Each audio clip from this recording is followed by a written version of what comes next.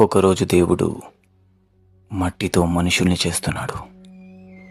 తడిసిన నల్ల మట్టితో అన్ని బంధాల మనుషుల్ని చేసి ఎండలో ఆరబెట్టాడు. ఆ మనుషుల ఆలనా పాలన చూసుకోవడానికి అదే మట్టితో ఒక అమ్మను తయారు చేసి ఎండలో ఆరబెట్టాడు. మట్టి మొత్తం కరిగిపోయింది. అదే మట్టితో మళ్ళీ చేసి నీడలో ఆరబెట్టాడు. మళ్ళీ కరిగిపోయింది. అలా చాలాసార్లు చేసిన ప్రతిసారి కరిగిపోవటంతో పార్వతీదేవి సిగలోంచి ఒక వెంట్రుకను తీసి వజ్రము బంగారము కలగలిపి ఒక బొమ్మను తయారు చేశాడు. తనకు అమ్మ అని పేరు పెట్టి ప్రాణం పోశాడు.